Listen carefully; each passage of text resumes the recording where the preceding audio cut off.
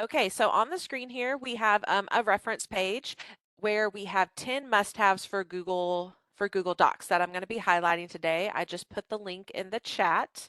And so for the must-haves, I have the pathway of how to get to each part, but also a link to the Google Help page. So if you want more details, visuals, you can find those there.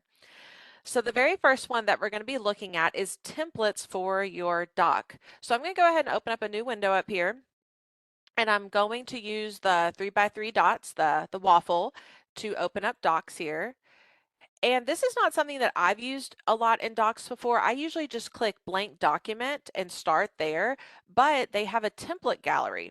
And they have a lot of different options. They have an education section that has essays, reports, book reports, class notes, lesson plans. They also have letters, resumes, personal, work, even sales, legal, human resources, and some of them and freelancer agreement engagement, but some of them are add-ons. So it says if it's an add-on there, but all the ones for education are not, except for this one.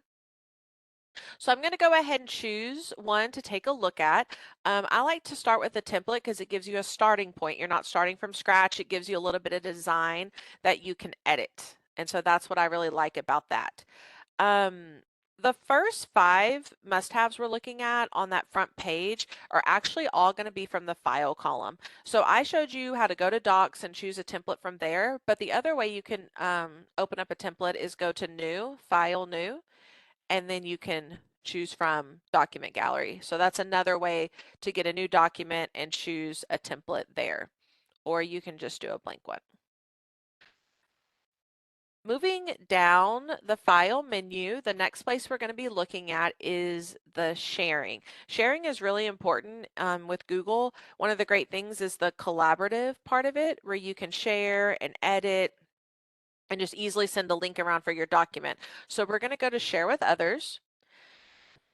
And there's a few different things you can do. If you wanted someone to collaborate or be in this document with you, you can type in their name, and then you can make them an editor, a viewer, a commenter, depending on what you want them to do.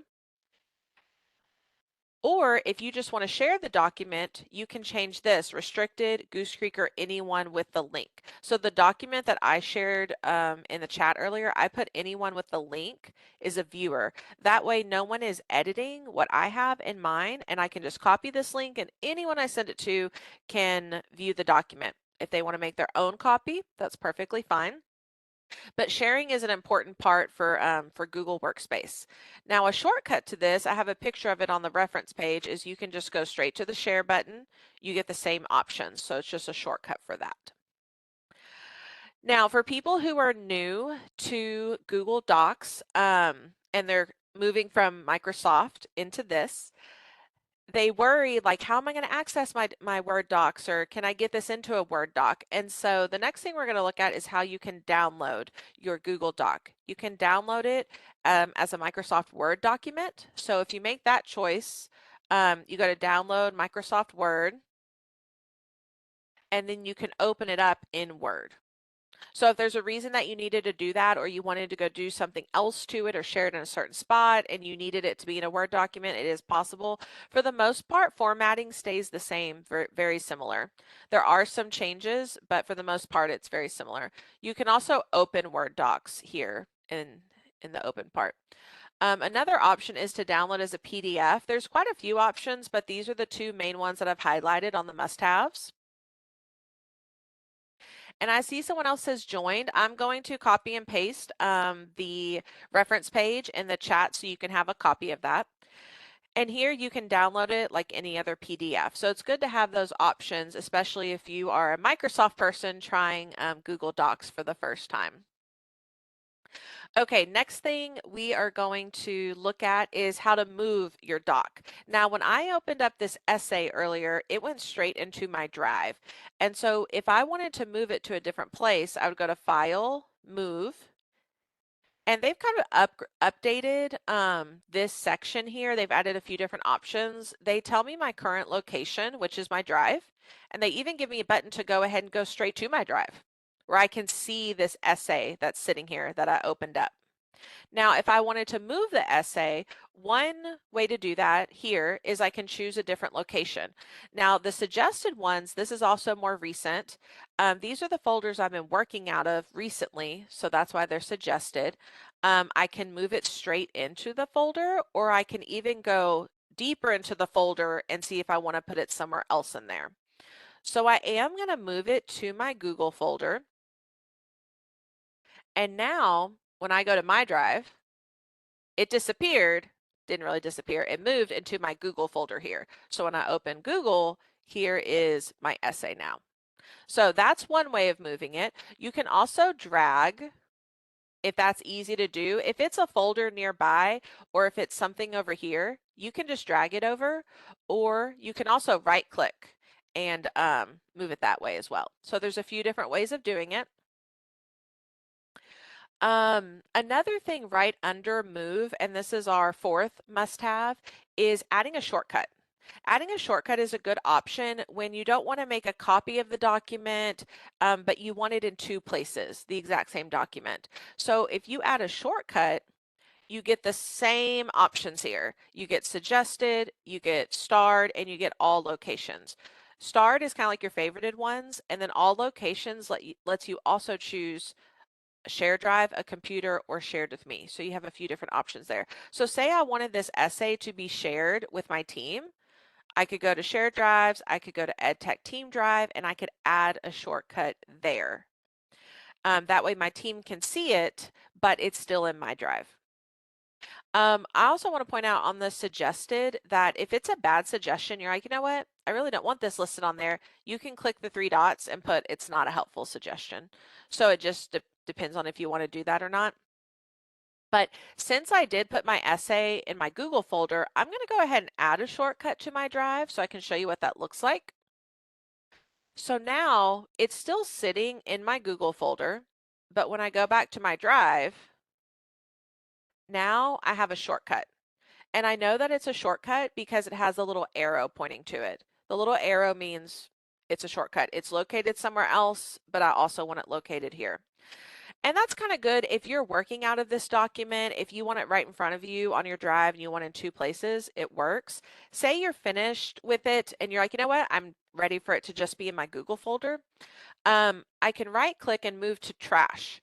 And some people think, oh, that's going to delete the document, but it's not. It's just going to delete the shortcut. So when you click that, it says this shortcut will be deleted. So you can delete the shortcut and your document is still sitting right where you had it in the first place. Okay. Okay, the last thing we're going to look at in the file menu is going to be version history. And I'm going to move to a different document that I've been working on for a little while so you can see the different versions. So say you've been working on a document and you've made a lot of changes to it, but then you realize something's not going to work. You want to go back to a previous version history. You can see all the different versions that you've had of this document. It shows it on the right side here. It shows who has edited it. If you have a team working on it, if you have collaborators, you'll be able to see who did which part.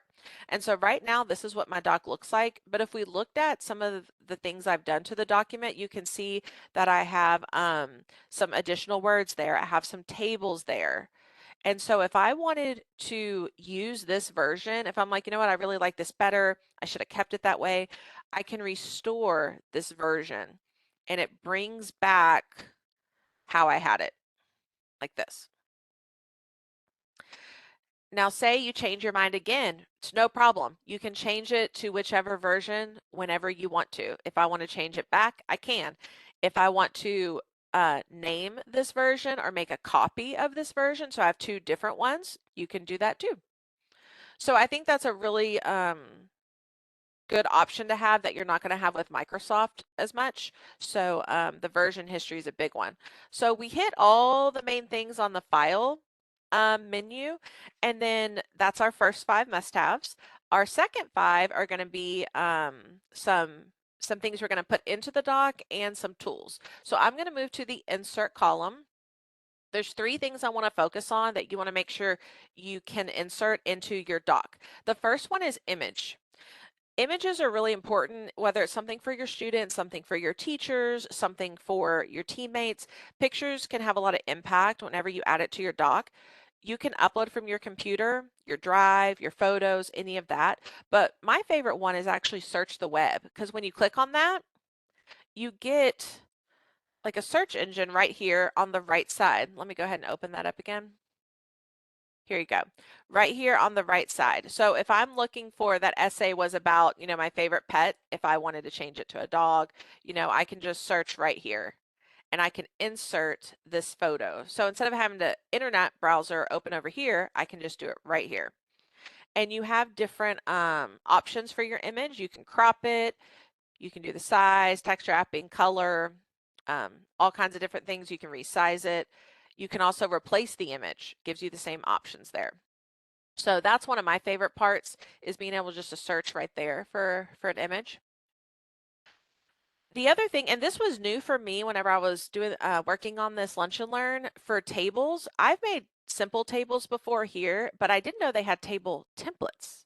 So whenever you go to the table templates, which is under images, you have four options: product roadmap, review tracker, project assets, and launch content tracker. Now, those sound very businessy, but the good thing is you can edit and customize any of the tables that you pick. So I'm going to pick this first one, the product roadmap, and actually I'm going to put it at the bottom down here.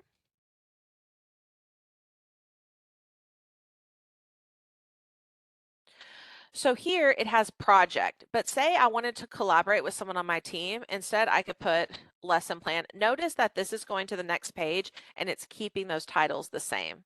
That's a good feature to have. So you could do lesson plans and you can put different parts of the lesson plans, the warm up, the notes, the activity, and then you also have a status, a drop down.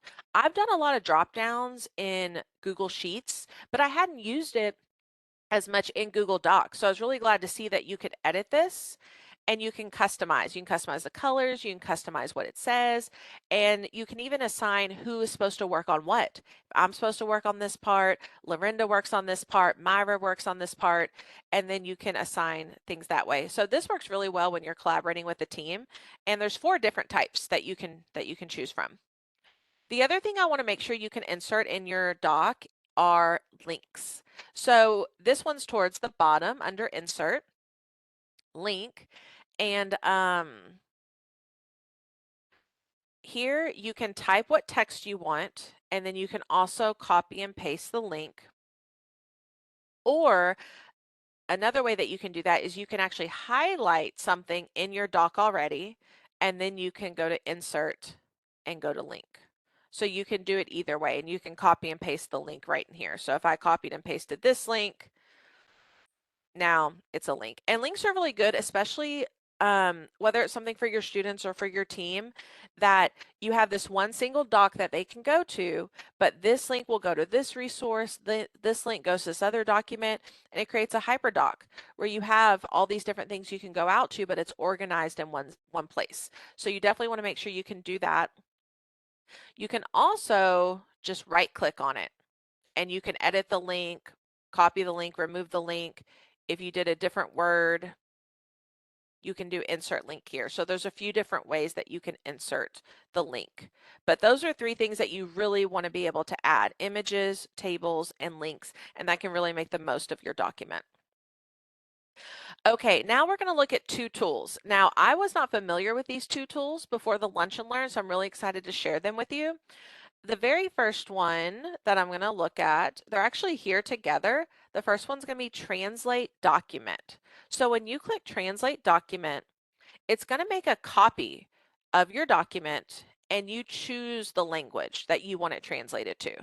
So I'm going to go down to Spanish.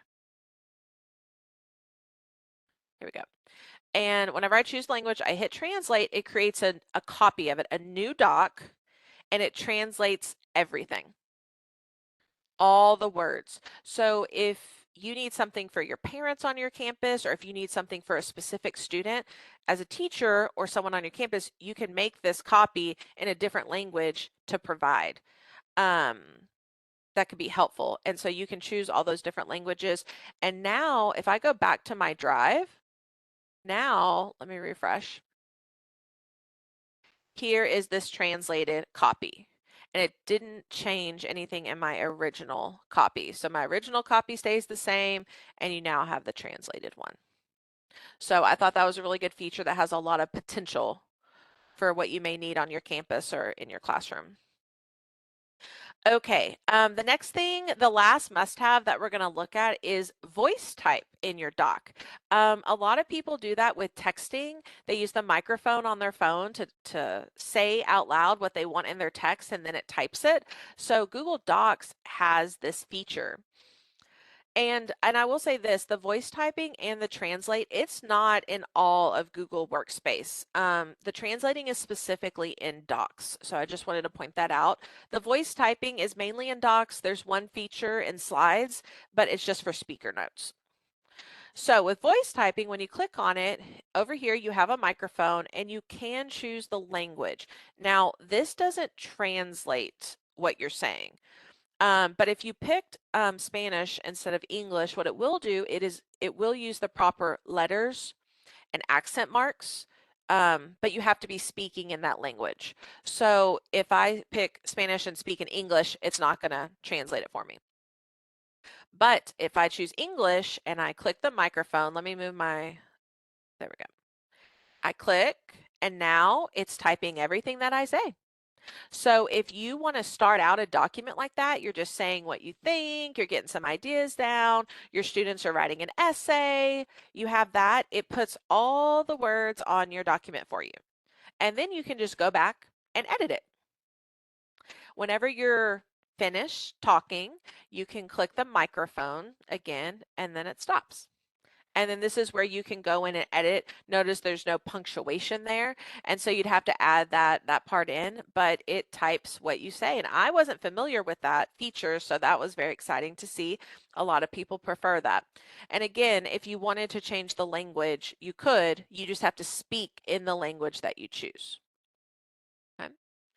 So those are my 10 must-haves for Google Docs. Again, on the reference page, it has links for more details to the specific parts that we discussed and talked about.